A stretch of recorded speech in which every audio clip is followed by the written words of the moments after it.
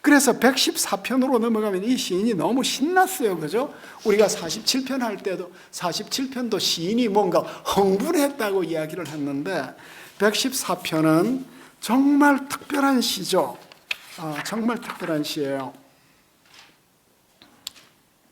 위대한 하나님의 행진을 열광적으로 기뻐하며 자랑스러워하는 빛이 절절히 비치고 있다.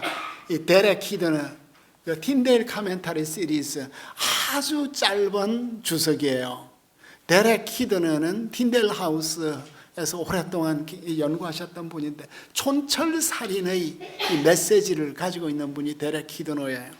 윤영탁 교수님은 데렉 히드너하고도 상당히 친하셨던 것 같아요.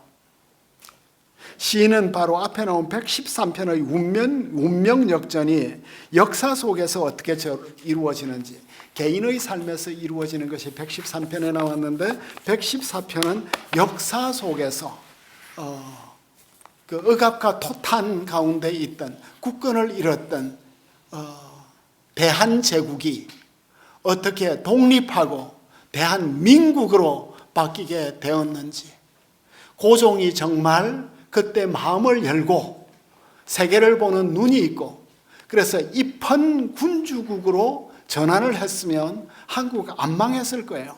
고종은 여전히 왕으로서 자신 모든 신민이 다 내 것이라고 생각을 했기 때문에 우리 나라가 망하게 되었는데, 참 유학 가지고는 이 문명사적 전환을 만들기는 정말 어려웠던 것 같아요. 유학에는 종말론이 없어요. 유학의 모델은 은나라, 주나라, 옛날 옛적 성현들만 있는 거예요. 그리고 그건 철저하게 중국 중심이에요. 보편성이 없는 거예요. 중국이라는 나라보다도 교만한 이름이 어디 있어요? 국중이라 해야지 저거가 무슨 중국이에요. 중국이라는 건 온 세계의 중심 국가라는 말이잖아요. 아유. 그 이제 그 나라 역사의 출발점이, 역사를 서술하는데 출발점을 노예 생활로 묘사하는 나라가 어디 있겠어요?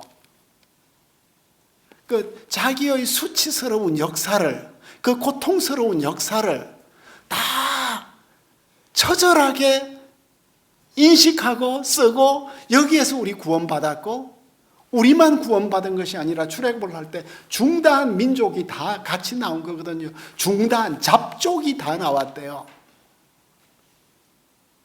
그 출애굽의 그 과정은 우리가 생각한 것보다 더 복잡했던 것 같아요. 그래서 114편에 보면 이 출애굽이 그때 얼마나 천지개벽적 사건이었는가, 출애굽이 얼마나 고통스러웠냐 하면 애굽에서 나오는데 야곱의 집안이 언어가 다른 민족에게서 나왔대요. 언어가 다르니까 지배자 언어하고 종의 언어가 같을 수가 없죠. 언어가 다르니까 영원히 2등, 3등 시민인 거죠.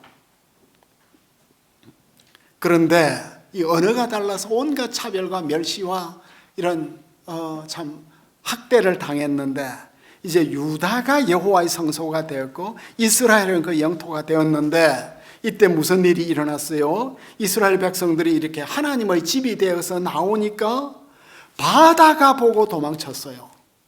바다도 놀란 거예요. 요단이 뒤로 깜짝 놀라서 물러갔어요.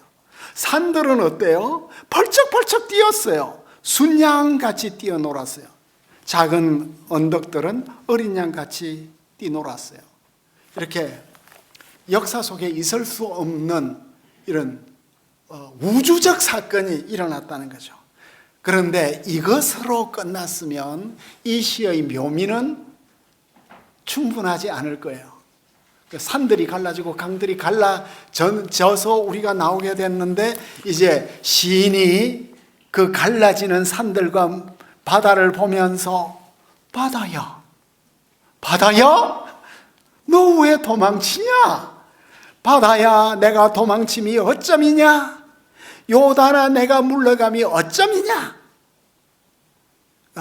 산들아, 순양같이 뛰놀며 뛰노는 것이 어쩜이냐? 이게 뭐죠? 조롱이죠. 그죠? 산들도 바다도 놀라서 도망치고 있는 군사적 패배를, 그때 하나님이 얼마나 큰 역사를 하셨냐. 하나님의 역사 가운데 최고의 역사가 뭐예요? 반석을 쳐서 못물이 되었대요. 그러니까 한 시에는 많은 강조점들이 있을 수 있어요. 설교의 포인트는 어쩌면 8절에 갈 수도 있는 거예요. 하나님은 반석 쳐서 못물이 되어요. 우리 반석, 불신의 반석, 하나님이 어떤 사건을 통해서 우리를 쳤는데, 여기에서 이제 생수가 솟은 거예요. 차돌이 샘물됐어요. 절대 깨어질 수 있는 인간이 아닌 것 같은데 여기에서 생수와 샘물이 솟는 이런 모습이에요.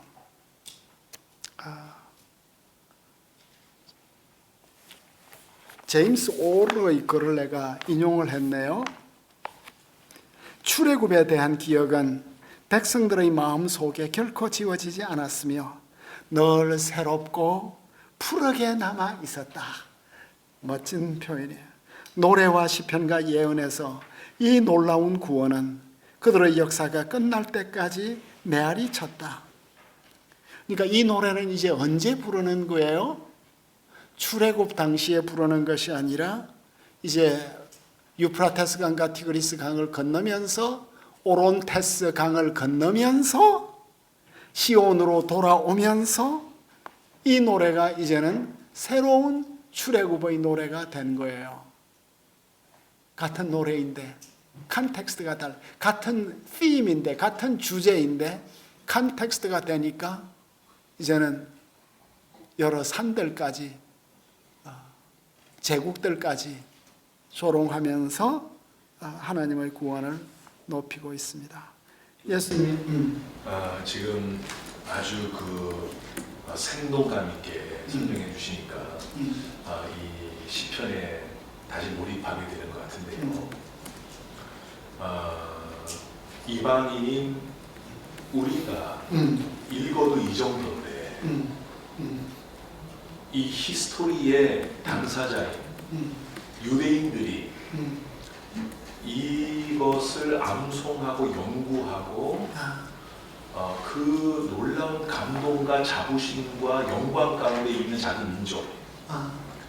그런데 이 감히 다른 것들이 와서 이것을 공유하려고 하고 하는 어떤 민족적 그 반발, 그다음에 그 유대인들이 이제 공통적으로 갖고 있는 그런 어떤 그 다른 민족에 대한 어떤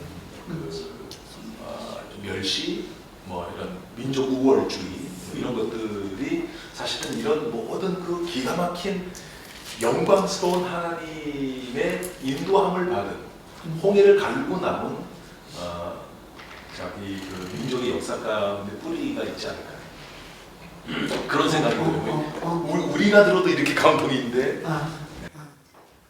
그런데 하나님 말씀은 성령의 감동으로 되어 있으니까 그 육신적 아브라함의 후손보다 영적 아브라함의 후손들이 더 민감하게 느낄 수 있고, 우리는 여기에서 출애굽만 묵상하는 것이 아니라 우리가 뉴 크리에이션이 되었잖아요. 새 피조물이 되었으니까 우리가 이스라엘 사람들보다도 더 감흥 있게 읽을 수 있는 것 같아요. 제가 히브리 대학에서 시편 학자들을 보면 너무 미세해. 너무 미세해. 또 호세아 1장 가지고 한 학기 하고 끝이 없어. 한 학기 사무엘서 septuaginta 클래스를 했는데 전 굉장히 기대하고 들어갔는데 한 학기 내내 한 1장 어디서 끝났어요. 유대인들 지겨운 인간. 너무 미시적이에요. 그러니까 이 시적 감각은 또 다른 거예요. 그러니까 우리가 이 동양적 이백과 이게 두보화 이런 그 동양적 전통에서 시를 보면 훨씬 더 클 수 있는 것 같고, 다만 우리가 유대인들을 멸시해서는 안 되는 것 같아요. 그들이 유대인의 특권이 뭐냐? 바울이 그들이 말씀을 맡았다 하거든요. 그러니까 말씀을 맡은 이 유대인들의 특권은 대단한 것 같아요. 그러니까 메시아닉 주를 통해서 얼마나 새로운 일들이 일어날 수 있을까? 근데 메시아닉 주들은 또 신학이 없어. 다 베프티스트 계통이에요. 그러니까 우리 리폼드 신학은 하나님의 모든 경륜을 다 담잖아요. 그 유대인들은 에비온파가 되기가 너무나 쉬워. 헬라인들은 영지주의가 되기 쉽고.